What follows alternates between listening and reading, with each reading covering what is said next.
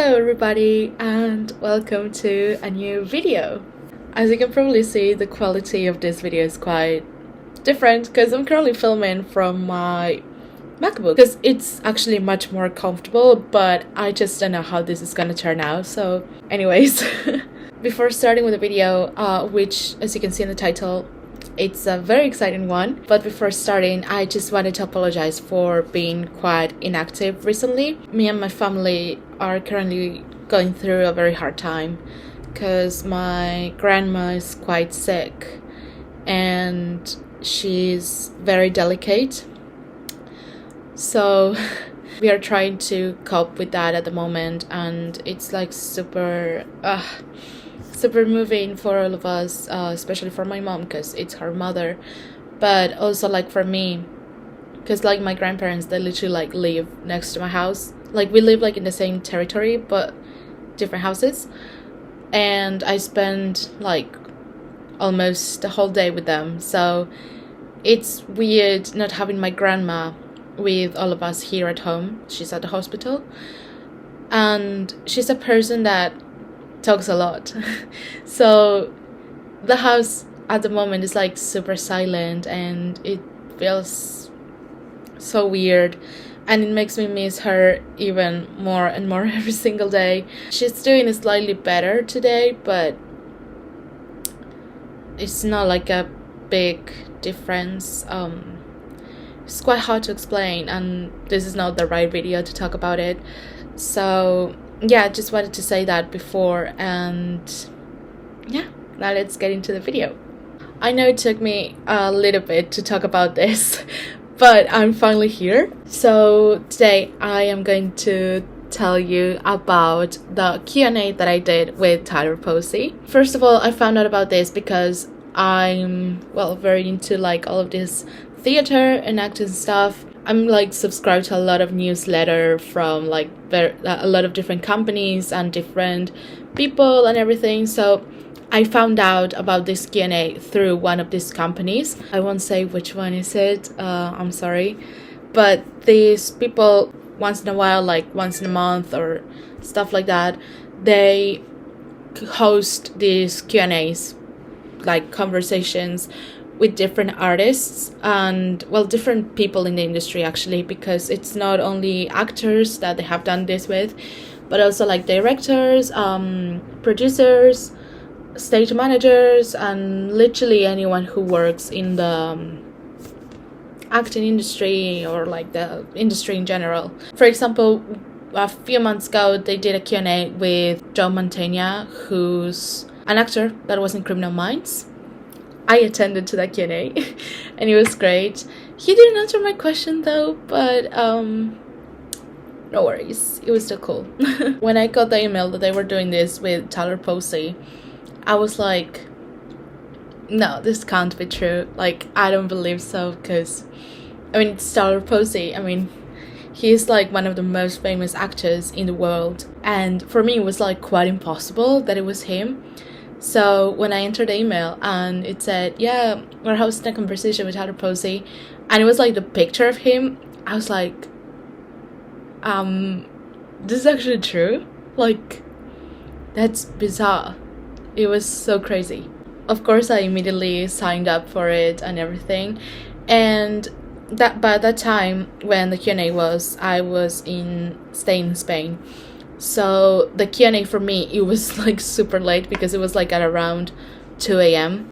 Of course, I stayed awake until that time just to talk to TYLER POSEY, which I didn't know that was gonna happen because I've attended several of these Q&A things, and the way that they do it is that you put your question, like if you want to ask questions, you just put your question there, like on the chat box on Zoom or on this Q&A section that they can add sometimes, and the person who, like from the company, would ask the question to the actor, and they would say like, oh yeah, this question is from this person, or they just wouldn't say your name basically, which is super sad, but anyways. But this time with TYLER, they did it differently, which I was very surprised. Like, I submitted like tons of questions actually, but I thought that I wasn't going to be able to talk or ask my question by myself, that the host was gonna do it for me.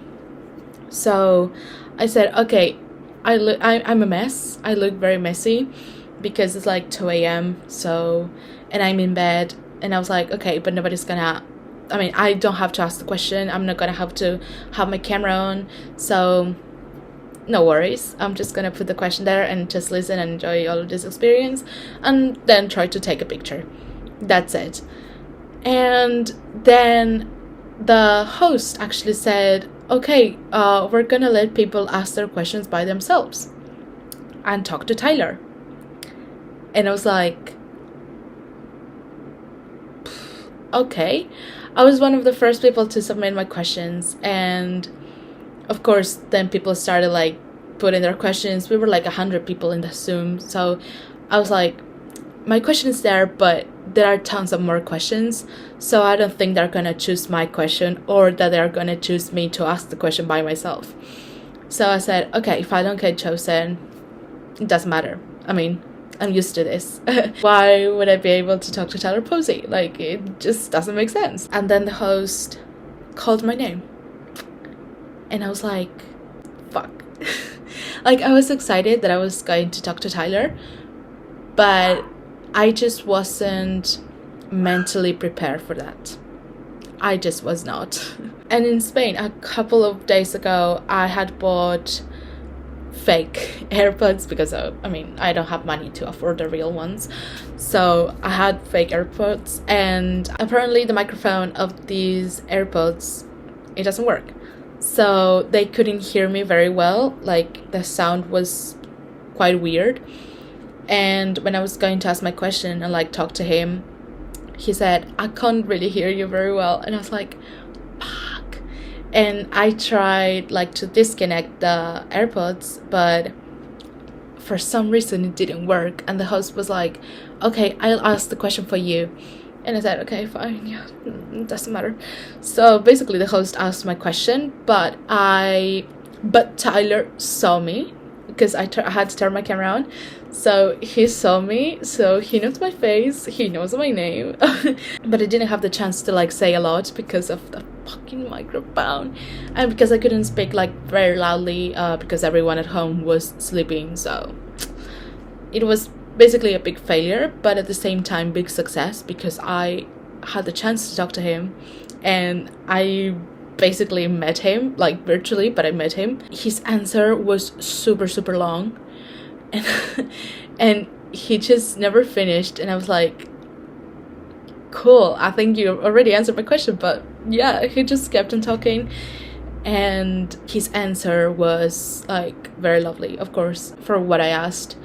And like, because of the kind of question that I asked, I thought I was going to be like last, or that they were going to ask my question like at the end, but no, it was the first one. It was the first question, and I'm gonna leave you the video, the recording of his answer here or here, I don't know which side, but anyways, you understand. Here's his answer to my question. As any actor striving to be, successful in their field, it's one of those careers that once you're successful, you are now in this weird fame loop.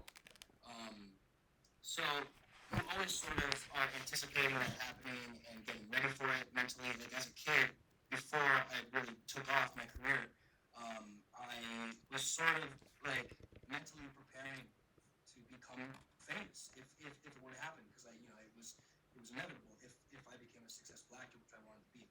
Um, and there were some moments where, so for me, and I'm assuming every single person here, you're in it because you love the craft, you love acting, you're a thespian, full-on thespian, and that's why I was into it. I was a kid, I didn't want to be famous. I was 6 years old when I started. I didn't know anything about fame.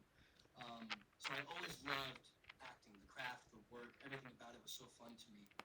So fame wasn't a reason why I did it. I'm sure there's some people out there who just want to be famous. And I think they'll probably handle the attention a little bit better than I did. It's not like I didn't handle it poorly, but there were times when I didn't want to be acknowledged or seen the street, you know, navigating my mental health and having like a depressed day. And there were times where it made me question whether or not I wanted to stick around in this career. And I think that was a good thing to happen because it made me stronger, you know, in a lot of different ways. And I wouldn't take it back for anything. And so I think maybe if somebody prepared me a little bit more for that, you know, say that privacy is going to be infiltrated, you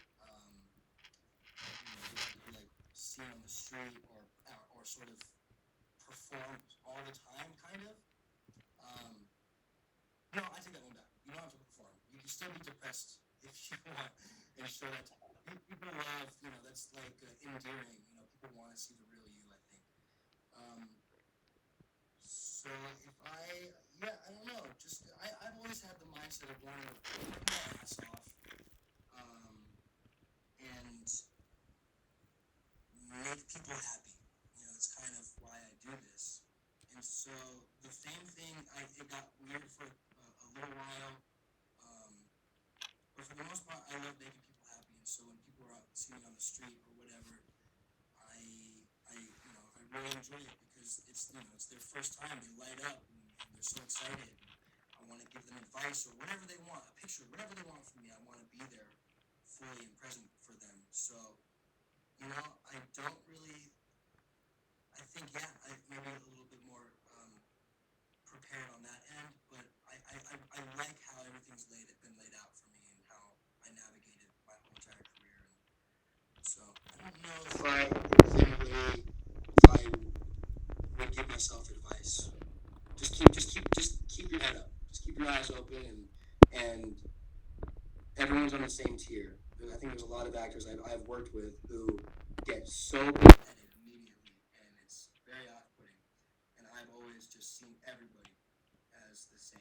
So I think that's probably my outstanding. And after I talked to him, I was like in literal shock of what just happened. I of course took pictures of him later and that stuff, but after I talked to him, I took pictures of my reaction, and I got a video of that after talking to him and everything, and these are just so funny. That's why I'm gonna show them to you.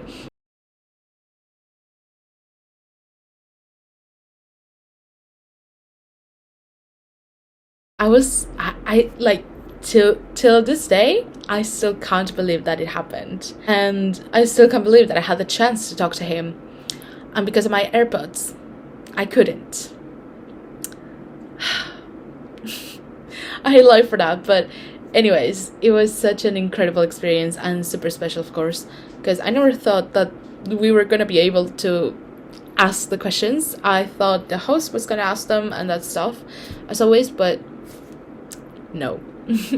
But anyways, it was a very special experience for me, because I admire him so much, and of course I follow him since Teen Wolf. That's how I got to know him and that stuff.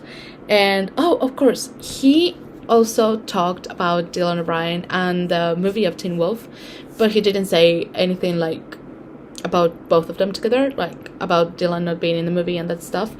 But he did talk about Dylan, and he talked like very lovely things about him, and how close he was to him and everything, and how much he basically loved him, and how much Dylan inspired him and everything. It was like so lovely to hear, and he really loves like the cast of Teen Wolf and everything, and gosh, it was so cool because he said a lot of things about Teen Wolf, and so I found out about a lot of things about Teen Wolf that time. More things that I already knew. It was like super cool, and he's such a very lovely person because he takes the time to like listen to the person, to get to know the person. Sometimes he would ask some questions to the person who was asking the question and everything, and he was like super lovely. And one of the things that he was saying like tons of times, it was basically that if you want to be like in this industry, that you should always be kind and humble. Like he would repeat that 24/7, and he's a big example of that. Actually, I'm just realizing that there isn't a lot much that I can actually say about this, because it was like super short in a way. I mean, it was an hour long Zoom and I was the first one to ask the question, but that's like pretty much the only thing, the only exciting thing that happened from my side. But yeah, in conclusion, like, it was super cool, and as I said, I still can't believe that it actually happened. And yeah, and I really hope I get to meet him in person someday, somehow. I don't know if that will ever happen, but I never know. Yeah, I never know. And I'm just like super grateful for that, and that was like a big highlight of my time there in Spain, because I wasn't going through the best time there, believe it or not. You can see why on my previous video, or like my other previous, you'll understand. I'll put it somewhere over here. But the video that I took when I was in Spain, that I did when I was in Spain, and that I talked about like everything there. So there's the reason why I didn't have a great time in Spain. But that was like a big highlight, and I'm so sad that I couldn't scream because everyone was sleeping and that stuff. But it's an experience that I will never forget. Like, it was so cool and so special, and I'm just so happy that I had the chance to do it and that it happened.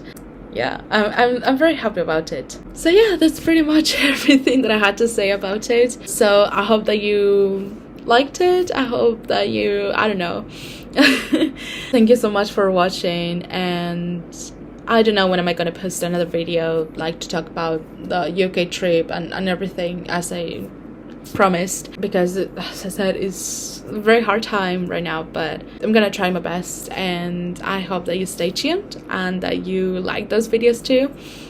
And yeah, thank you so much for watching, and I hope to see you in my next video.